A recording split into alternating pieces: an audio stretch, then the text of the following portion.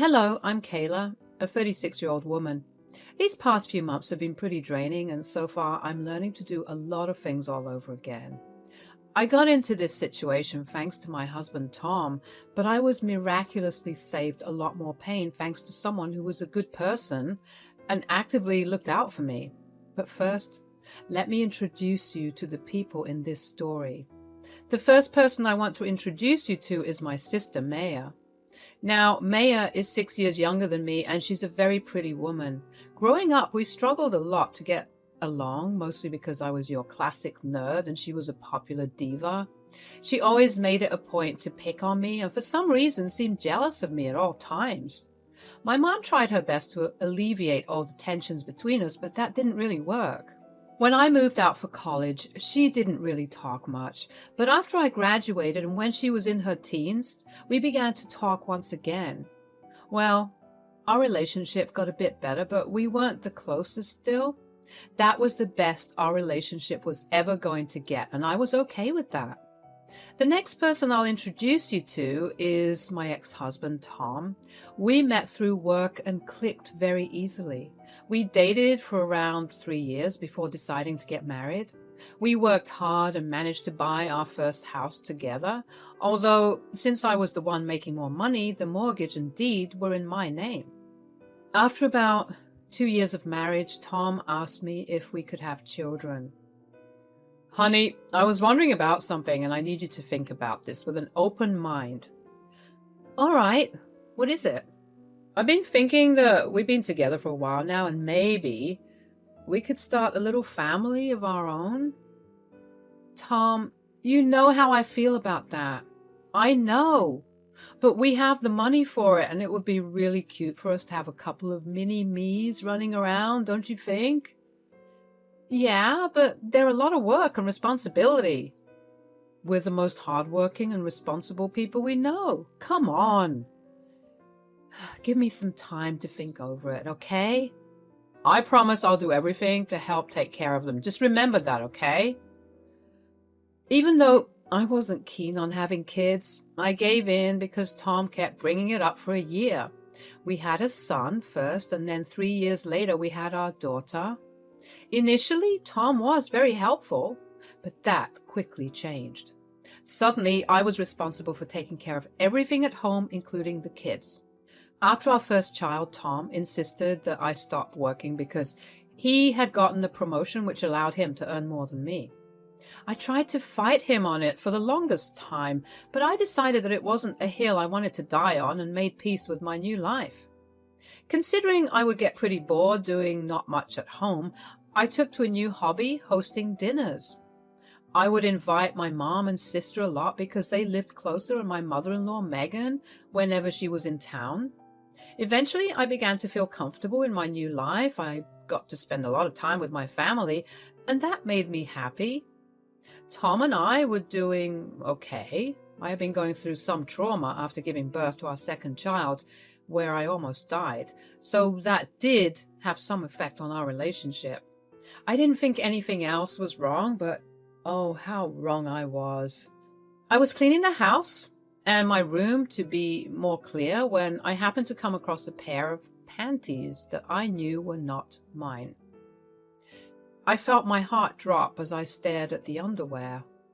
The only question running through my mind at that point was I not enough for him? I knew that I had been behaving differently, but I had just given birth to our second child, and sure, it had been over a year since that happened and I was still feeling the effects of the birth. I had been going to therapy for a while and I was making slow progress, but I didn't think it was enough progress because Tom was cheating on me. Once the shock wore off, all I felt was anger and betrayal. I needed to know who my husband was cheating on me with and why. I decided to first send Tom a picture of the underwear I found and asked him whose they were. Then I went through his laptop. I logged into his various social media accounts and went through his chats. At first, I didn't see any unknown women in the chats. That only made me more confused. I went through his messages as well and came up with nothing. In my desperation, I decided to go through every chat. At that time, I did think it was stupid of me to do that because everyone in his contacts was someone I knew. I didn't think that anyone in my life was actually capable of hurting me that much.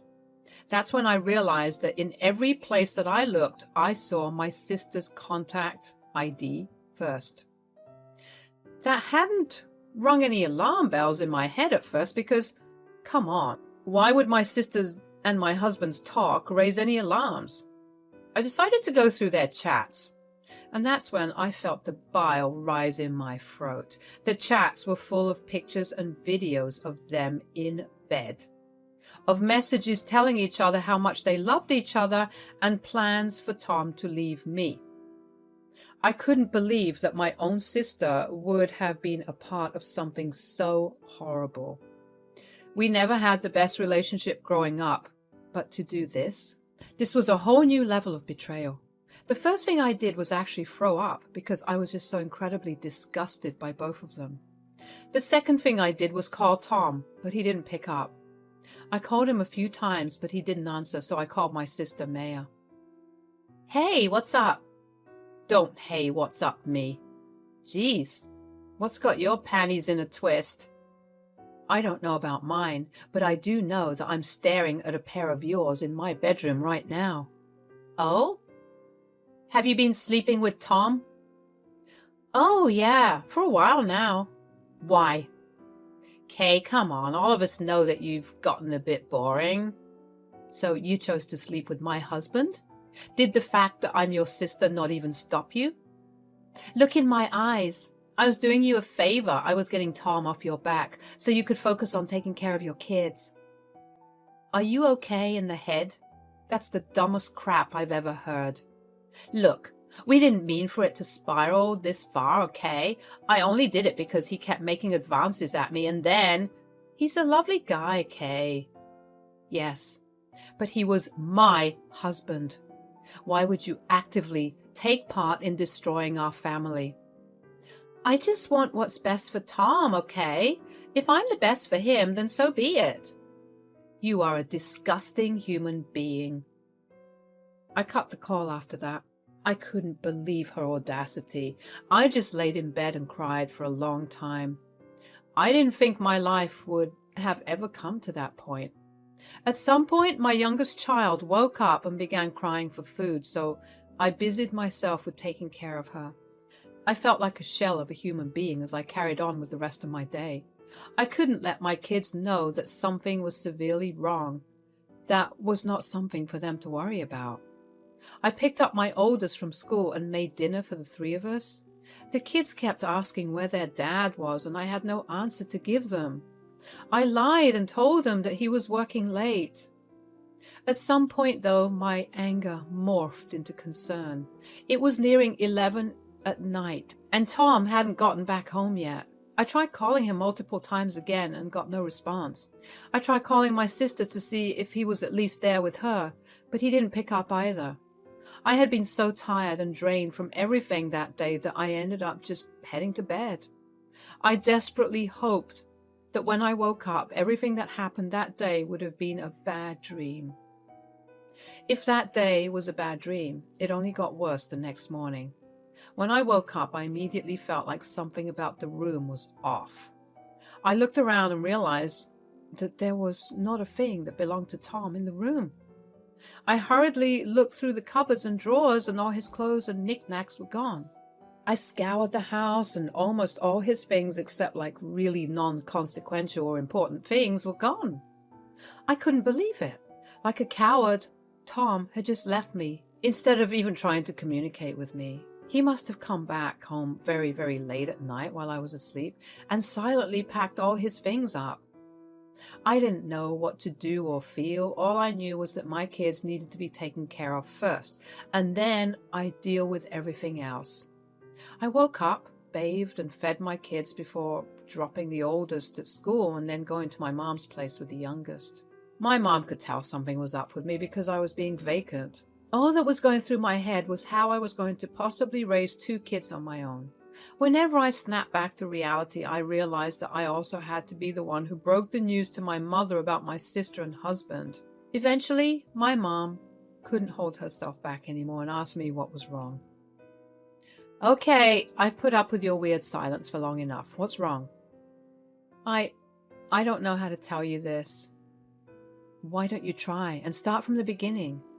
Well, I found out that Tom has been cheating on me for a while now. What? What do you mean? Yeah, I found a pair of underwear that wasn't mine and I texted him asking him whose it was. Well, he decided not to respond and instead just left me. Left you? What do you mean? I woke up this morning and all his stuff was gone. Gone? What do you mean by gone? You didn't stop him? I didn't even know when he came back home. I fell asleep at around 12 a.m. and when I woke up, the house didn't have anything of his in it. Oh my God, oh my poor girl, I'm so sorry this happened to you. Yeah, well, it gets worse. Oh no, what is it? Do you want to know who Tom cheated on me with? You mean you know who he cheated on you with? Oh yeah, I went snooping through his things to find out. I would never have accepted that behavior under usual circumstances, but this one's different. So who is it? Maya. Excuse me? What? Are you serious? Yep. My husband has been cheating on me with my own sister. I called her to ask her about it and she seemed nonchalant about it. She just told me that they were in love with each other and she wanted what was best for him. She believed she was the best for him, so she was going to keep being with him. What in the world are you saying? Oh my God. What has Maya done? I don't even know how I'm going to survive. I have 2 kids to raise and I have to find a job too. Look, why don't you just get some rest while I process what you just told me? I'll be here to help you out, okay? Yeah, okay. Thanks, Mom. I had been numbed by everything that had happened, so it was relatively easier to tell my mom about everything. I ended up going to sleep while my mom took care of my youngest. When I woke up, I heard my baby crying and my mom yelling. I hurried out of the room to comfort my child and saw my mother on the phone. She looked mad. She hung up the phone a couple of seconds later and looked surprised to see me standing there. She apologized for the noise and didn't elaborate any further, but I knew that she had been giving Maya a piece of her mind. Over the next few days, Mom came to stay with us because it was easier to have one person move in than 3. Maya kept trying to contact her mom, but she asked me to block Maya. It was really nice to have someone validate my emotions when all I felt was alone. I found out through a couple of mutual friends that Tom and Maya had gotten married. They reached out to me, concerned and confused. I had to humiliatingly explain things to them, but they were all thankfully comforting. All of them blocked both Tom and Maya and refused to associate with them. But from what I found out, both of them got married the day after Tom abandoned the kids and me. That stung like crazy to find out. But I mean, I shouldn't have not expected that from the both of them. When I told my mom about it, she was even more furious. If there's one thing you should know about my mom, it's that she's a very mild-tempered woman, and it generally takes a lot to get her angry, so it was really surprising to see her get so furious and upset with my sister. It was also great to have my mom's support financially.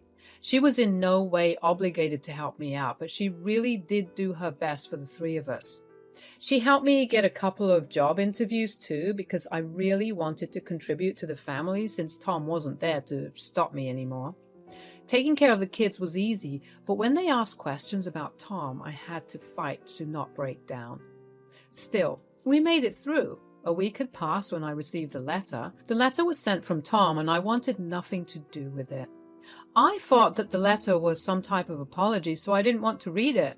I was done with him, and a week was way too long to try and make amends, aside from the fact that he literally displayed the biggest act of cowardice I have ever seen by quietly running away from his family. So I did the next best thing I could think of. I burned the letter.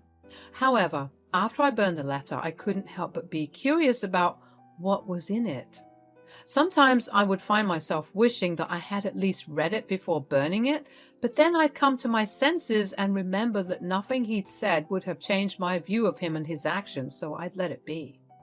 The next day, my mom and I had made plans to take the kids to the fair. We had a great time, and it was fun to be in a lively atmosphere after the bleak reality I had been living. I finally got to enjoy myself, and I laughed for the first time in what felt like a long time. My mom and I de-stressed that night over a bottle of wine where I told her about the letter. So last night something came in the mail for me. Oh? What was it? It was a letter from Tom. What? What did it say? I don't know. What do you mean? You opened it, right? No, I didn't want to deal with anything he had to say, so I burned the letter. You burned the letter? Kayla, what if they were official divorce papers? The envelope didn't look legal whatsoever. I know it wasn't that. Well, all right. If you say so, what do you think was in it? I don't know, maybe a half-hearted apology or even a request to return his last remaining things?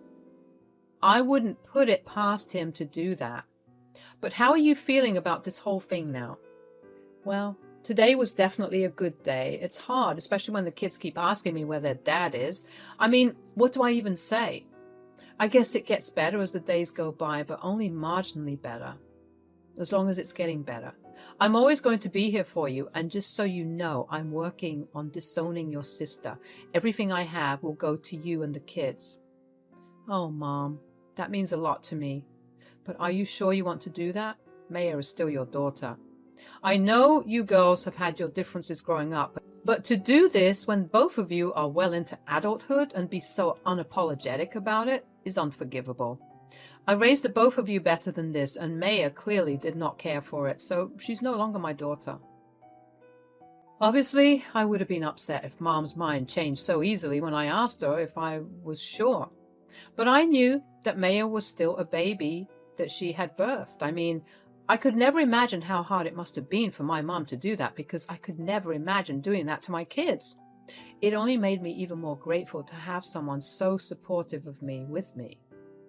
Another 3 days go by and I get a knock on the door. That was strange because I had not been expecting any guests, and aside from my mother who was at work, there was no one who ever came over. I cautiously opened the door and saw two gentlemen standing in black suits. I only opened the door slightly and I asked them who they were. They informed me that they were lawyers and had come over to deliver something to me. They handed me a note first and then a check. It was written out to me and it was a whopping $750,000. My jaw fell to the floor when I saw the amount. I tried to tell the lawyers that there must have been a grave mistake, but they assured me there wasn't, and they urged me to read the note. The first lines on the note were, "Thank you for saving me." As the note carried on, I realized that this money was from my mother-in-law, Megan. In her letter, she went on to explain that she had been in town 3 days ago and stopped by our place to visit the four of us, but no one was home. She called Tom and he tried to make a big show about entering the house, but his keys wouldn't work. I had the locks changed immediately after he had left. The letter continued with Megan explaining that she had felt something was off because Tom had been behaving weirdly, so she forced him to tell her what was wrong. He had admitted everything, and she was disgusted by his behavior. She explained that she felt bad for putting me through something so horrible, but she wanted to let me know that all her inheritance was going to me and her grandkids. She thanked me for saving her from making the wrong decisions and entrusting her son with all her assets. So that was what the check was for. The lawyers then informed me that Megan had been terminally ill and had passed away just the previous day. She had expressed very clearly that she wanted me to have the money as soon as she died because she wanted her daughter-in-law and grandkids well looked after. Tears welled up in my eyes at the gratefulness and loss of Megan. Megan was truly an amazing woman who always stood for what was right. It was one of the many reasons that Tom had always felt so scared of her, yet I found her comforting. She truly had been a woman of her word and supported me until the very end of her life. A few days later, I got a call from Tom. I already knew what was going to happen, but I wanted to humor myself. "What did you do?" "What do you mean?" "You know what I mean." "Tom, you need to be clearer. What are you talking about?" "Why weren't you at home that day? I specifically asked you to do that." "When did you ask me?" "I sent you a letter asking you to just play along with our old selves while my mom visited for that day." "Oh, is that what the letter said?" Did you not read it? No, I burned it before I could read it. You robbed me. My mother was going to make my life easier with the inheritance, but you stole it because you're a selfish person. That's really rich coming from you. You abandoned your family and only contacted me when it involved your inheritance. You can't stop love. I did what was right for me. And your mother did what was right for us. Don't contact me or the kids ever again. Goodbye. After that, things moved pretty quickly. I had served Tom with divorce papers, and I was also granted full custody of the kids. Tom tried to contest the inheritance, but Megan had made it explicitly clear that I was the one who was to receive it, so Tom did not win. Tom and Maya have tried to hound me and emotionally blackmail me into giving them the inheritance or a portion of it, but I have stood firm in saying no. Life has gotten significantly easier since we got the money. I set aside a good portion of it for my kids' college funds, and I invested a good portion of it as well. My mom has been able to retire while I have begun working. My kids have finally accepted that their dad won't be coming back, and when they're old enough, I plan on telling them everything. I'm still dealing with the pain of everything, but I know that there's only one way to go from here, and that's up.